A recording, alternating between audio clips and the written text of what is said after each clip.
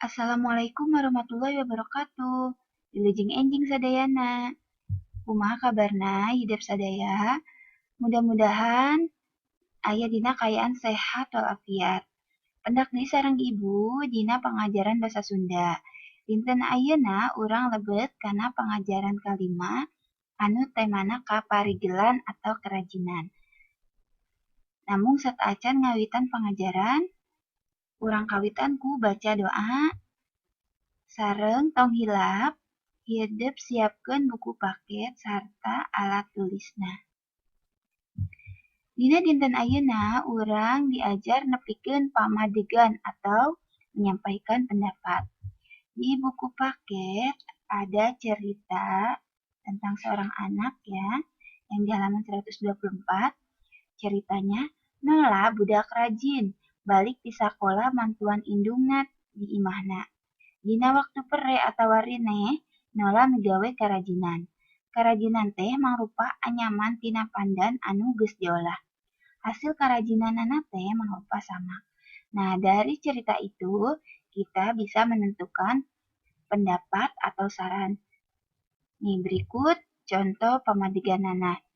Kagiatan Nola nu rajin mantuan indungna jeung migawe karajinan hade pisan, sarta bisa dicontoh ku urang. Intinya, kegiatan Nola itu bagus ya dan bisa dicontoh oleh kita.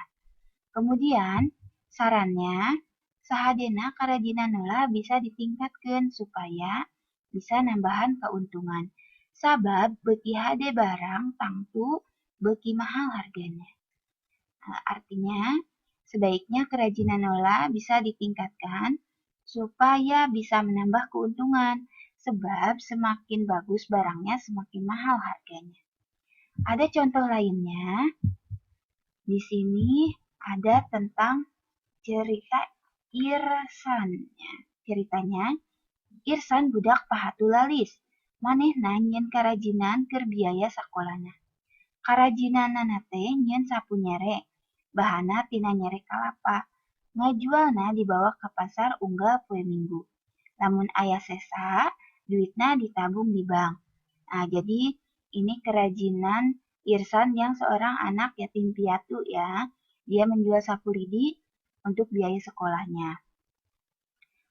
Pamadeganana atau pendapatnya yaitu kegiatan Irsan nu rajin nyieun karajinan keur biaya sekolah hade pisan sarta bisa dicontoh ku urang sarerea. Nah, sementara sarannya sahadena kerajinan Irsan bisa dilobaan supaya bisa nambah keur tabunganna. Jeung ulah nepi ka ngaganggu kegiatan sakolana sabab sakola mah penting. Jadi inti sarannya supaya Irsan bisa membuat kerajinan yang lebih banyak biar bisa menambah tabungannya serta jangan sampai mengganggu sekolahnya. Nah, itu contoh pendapat dan saran yang bisa disampaikan dari cerita Irsan. Untuk cerita selanjutnya, Bandungan carita. Mangga hidup Bandungan. Di dieu aya carita aya budak adi lanceuk nu namina Sarpan sareng Sarpin. Sarpin itu kakaknya, Sarpan adiknya. Jadi zaman dahulu ada sebuah keluarga yatim piatu. Mereka adik dan kakak, tadi namanya sudah ya Sarpan dan Sarpin. Mereka hidup rukun dan patuh terhadap wasiat dari orang tuanya. Nah, ayahnya itu meninggalkan seekor kerbau untuk Sarpan dan rebung yang masih kecil untuk Sarpin. Ayahnya berwasiat supaya kedua peninggalannya itu dijaga walaupun tidak bernilai. Tapi jika dimanfaatkan dan tetap memohon kepada Tuhan yang Maha Kuasa, pasti warisan yang ayahnya berikan akan bernilai dan dapat menemukan kebahagiaan. Hingga ayahnya meninggal, Sarpin selalu menjaga wasiat tersebut. Sarpan menjaga dan mengurus kerbau. Setiap hari Sarpan mengangkat-ngangkat kerbau sampai kerbau tersebut besar, sampai Sarpan pun menjadi orang yang kuat. Sementara Sarpin yang diwariskan Rebung, dia juga selalu merawat rebung tersebut, disiram, dipupuk, dan selalu melompati pohon rebung tersebut sampai tinggi. Sehingga dengan kebiasaan tersebut, Sarpin menjadi orang yang bisa melompati benda-benda yang tinggi. Hingga suatu saat mereka pergi, Sarpan ke sebelah utara dan Sarpin ke sebelah selatan, di mana Sarpan menemukan seorang saudagar yang kebingungan untuk menyeberangkan kerbau-kerbaunya melewati sungai ya. Nah, di situ Sarpan menawarkan bantuan untuk menyeberangkan kerbau tersebut. Nah, saudagar itu menjanjikan setengah dari kerbau-kerbau yang dia punya untuk Sarpan. Karena Sarpan bisa menyeberangkan kerbau tersebut, akhirnya Sarpan mendapatkan 500 ekor atau setengah dari kerbau yang saudagar tersebut punya. Sementara untuk Sarpin, dia membantu seorang anak yang sedang dikelilingi oleh atau terjebak oleh air yang meluap. Orang tuanya tidak dapat membantu anak tersebut.